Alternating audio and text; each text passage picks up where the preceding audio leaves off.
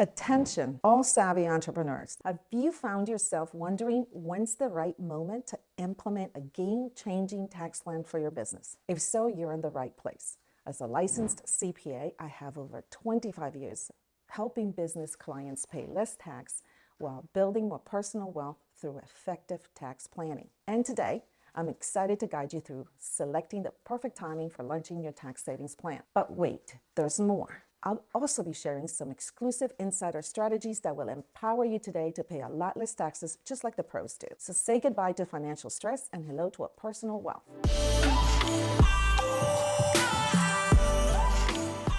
When do we start tax planning? From the moment you start your business. I recommend proactive tax planning by identifying opportunities, deductions, credits, and other tax saving strategies. Ideally, businesses should engage in tax planning throughout the year to make informed decisions aligned with their financial goals. What is it that you really want for your business? Where do you want to go? How are you going to pay for that business expansion, that new office, if you're giving it all to Uncle Sam? With a consistent tax plan, preferably from the inception of your business, and the money that was saved by doing this, and with proper management of business cash, you will be able to do the business expansion you have been dreaming of. By properly taking advantage of laws such as depreciation, you may produce a loss in the first year of business, and that loss will be carried forward and possibly eliminate a liability in the coming year. When you're following a tax plan,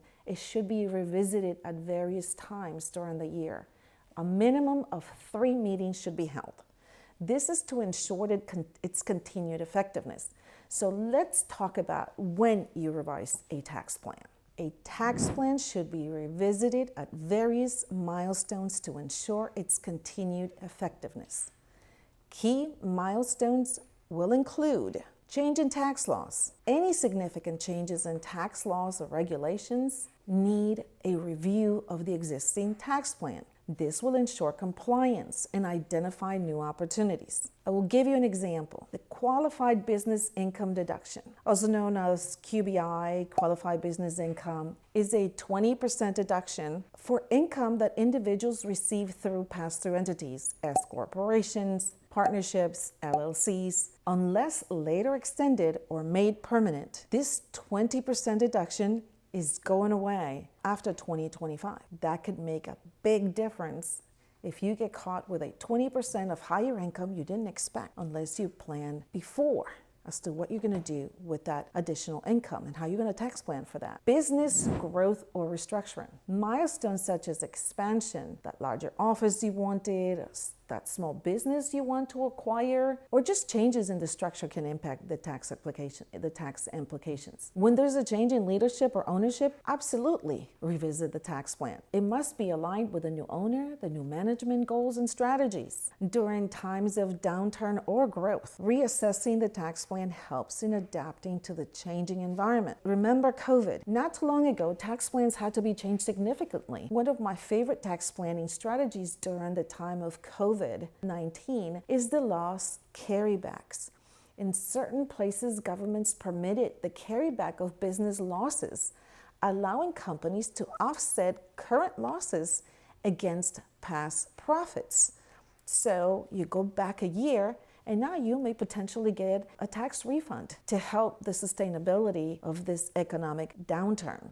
Major investment decisions. Before making significant investments, businesses should review their tax plan to evaluate the tax implications and optimize the financial impact. Regular reviews at these milestones help businesses stay proactive, adapt to changes, and maximize the benefits of tax planning in the dynamic business environment of tax planning. Now let's make sure we are not doing the following. Procrastination. Remember, proactive planning throughout the entire year is essential for optimal results. Failure to keep up with tax law changes. Ignoring or staying informed about changes in tax laws can lead to missed opportunities or non-compliance at all. Remember, the QBI, it may be going away in 2025. You may no longer have the ability to utilize a specific law, and utilizing laws that are no longer available could make you pay a higher tax liability and or simply just get you in trouble because you took a deduction you are not entitled to. Ignoring record keeping.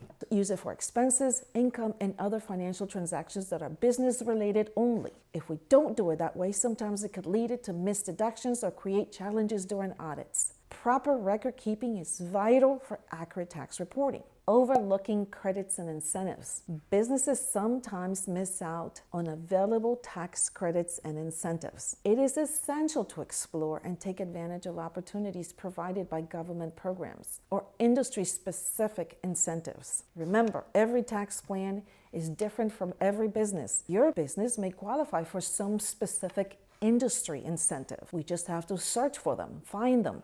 Inefficient business structures. Choosing an inappropriate business structure can result in a higher tax liability. Businesses should regularly assess their structure to ensure it aligns with the size, operations, and tax goals. Sometimes it seems that being a corporation with a 21% flat rate is better, but we're not taking into account that dividends are taxed at the shareholder level. Now it's subject to double taxation. So was it really a 21% tax rate?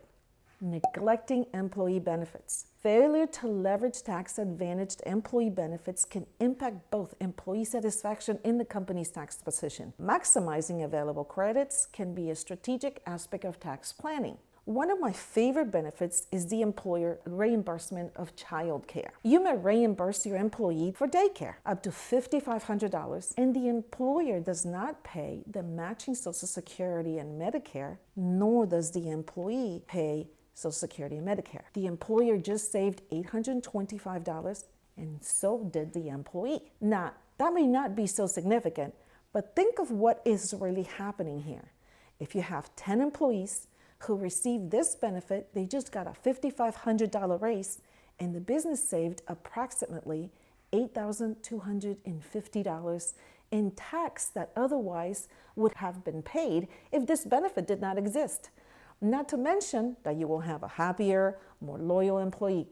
Remember to explain this to your employee so they understand that they are receiving a much bigger benefit than they really are getting. The $5,500 really carries on an additional savings by receiving this reimbursement. So remember, avoiding these mistakes and adopting a proactive and informed approach to tax planning is crucial for businesses to optimize their tax positions and enhance overall financial health. So I'm curious, when do you think it's the best time to tax plan? And what tips do you have to maximize your return? Be sure to let me know in the comments below. My personal favorite tax planning tip, it's the carry forward that happened during COVID.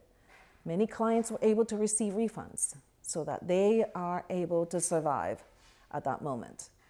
Now, if you don't already know me, my name's Sonia Narvaez. I'm a licensed CPA and wealth building strategist with over 25 years experience.